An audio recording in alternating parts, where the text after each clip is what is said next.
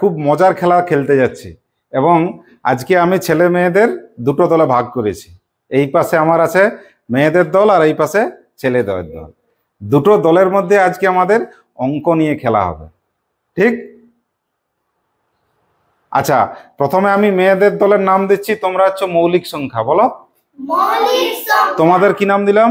যৌগিক। যৌগিক সংখ্যা, ঠিক? এবারে দেখো, আমি দুজন মেয়েকে ডেকে নিই, আসো এই পাশে আসো। পূর্ণিমা আসো, এদিকে পয়লাই চলে আসো, ঠিক?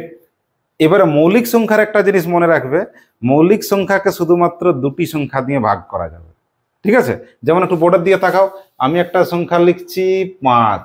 বলো 5কে কিসে কিসে ভাগ যায়? একে যায় আর 5-এ যায়। তার মানে এর উৎপাদক কটি? দুটি। মাত্র দুটি। দুটি সংখ্যা দিয়ে ভাগ যাবে, সেই জন্য আমি দুজনকে ডেকেছি। দেখো, একে যাবে আর সেই সংখ্যাটা দিয়ে যাবে। মৌলিক সংখ্যা চিনতে পারবে? কি করে চিনবে? তার কটা উৎপাদক হবে? দুটো। আচ্ছা, উৎপাদক বা গুণনীয়ক মানে কি কয়েকদিন আগের ক্লাসে হয়েছিল, দেখি কার মনে আছে? কোনগুলোকে আমরা বলেছিলাম গুণনীয়ক বা উৎপাদক? কোন সংখ্যাকে যে যে সংখ্যা দিয়ে ওই সংখ্যাগুলোকে ওই মূল সংখ্যাটার কি বলে? গুণনীয়ক বা উৎপাদক বলে। তো তাহলে এই ক্ষেত্রে আমরা 5-এর কটা উৎপাদক দেখতে পাচ্ছি? দুটো। তাহলে এই যে আমার মেয়েদের দল ছিল, এদের উৎপাদক কটা করে হবে? দুটো করে। মনে থাকবে, মৌলিক সংখ্যা মানে তার কটি উৎপাদক? দুটি উৎপাদক, ঠিক? এইবারে দেখো, আমাদের আরেকটা দল যে পড়ে আছে, দেখো আমরা সেটাই লিখেছি, যেসব সংখ্যার কটি উৎপাদক? মাত্র দুটি, তারাকে নাম দিয়েছি মৌলিক সংখ্যা। যেমন আরেকটা মৌলিক সংখ্যা বলো, আমি লিখছি 7। 7কে কিসে ভাগ যায় বলো?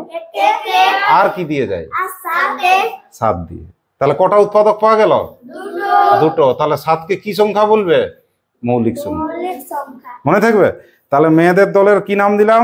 মৌলিক সংখ্যা। মৌলিক সংখ্যার উৎপাদক কটি তোমাদের? তার মানে মাত্র দুটি সংখ্যা দিয়ে তোমাদের ভাগ যাবে। একটা 1 আর একটাকে সে নিজেই। একটা 1 আর একটাকে সেই সংখ্যা নিজেই। এগুলোকে আমরা কি বলবো? মৌলিক সংখ্যা। মনে থাকবে? এবারে বলো দেখি, 13টা তাহলে কি হবে?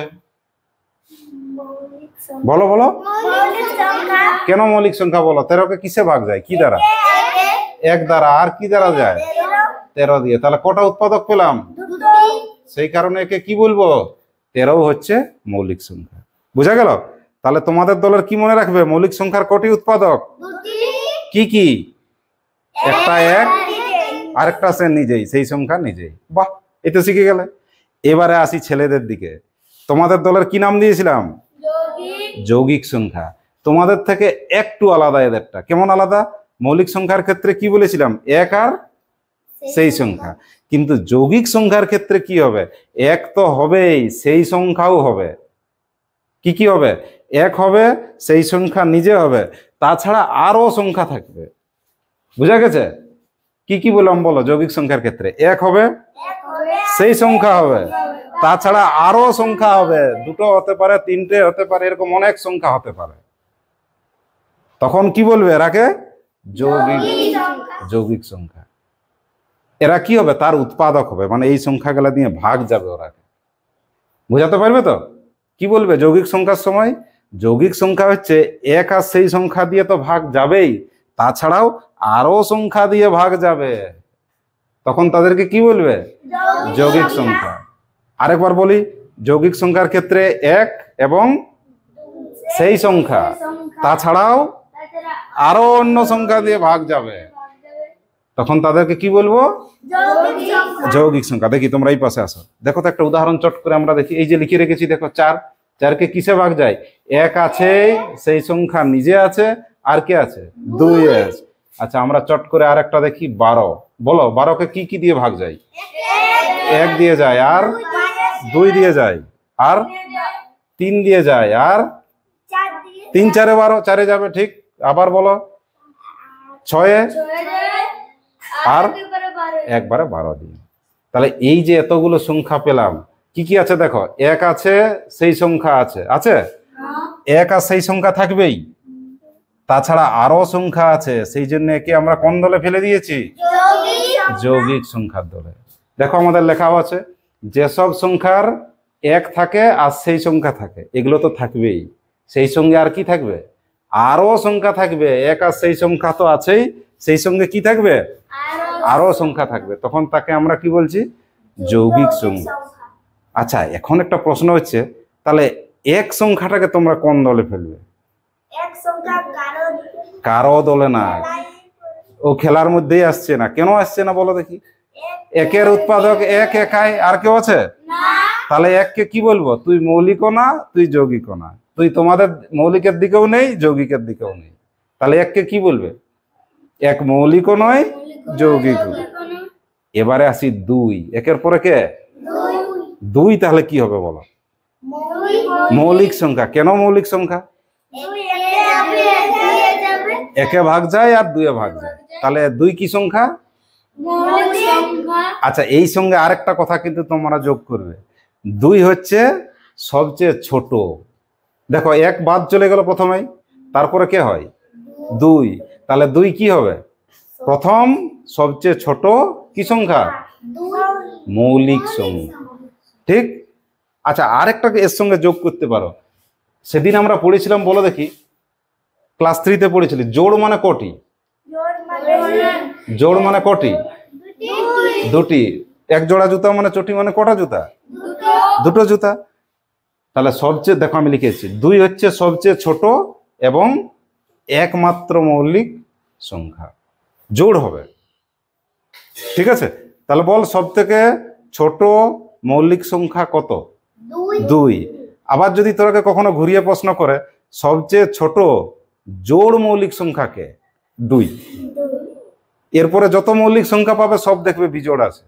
যখন আমরা 1 থেকে 100 বা আরো উপরের দিকে যাব, যত উপরের দিকে যাবে দেখবে কি সব কি আছে? বিজোড় আছে।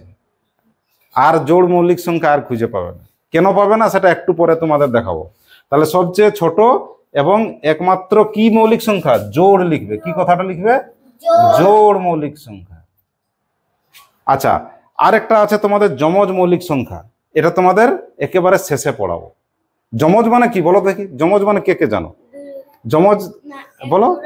দুজন বলতে বোঝায় যমজ, থাকে না? কারো দেখবি দু ভাই হয়েছে একসাথে, ওরাকে, এই যেমন এরা পায়েল আর মনোজিৎ, আসো আমাদের ক্লাসেই আছে, দেখো এরা, এদের একদিনে একসাথে জন্ম হয়েছে। তোমরা কে কে জানো? জানো তো? তাহলে এদেরকে কি বলা হয়? যমজ ভাই বোন। কখনো যমজ দুটো ভাই হয়, কখনো বোন হয়।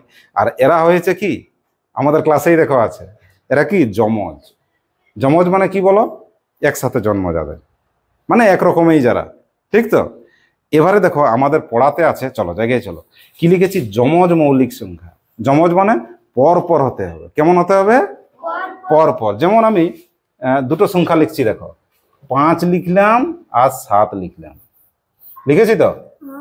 এরাকে আমি বলবো যে তোরা হচ্ছিস যমজ মৌলিক সংখ্যা, পর পর হতে হবে। 5 হচ্ছে মৌলিক সংখ্যা, 7ও মৌলিক সংখ্যা। 6টা কি নিব? কেন নেব না?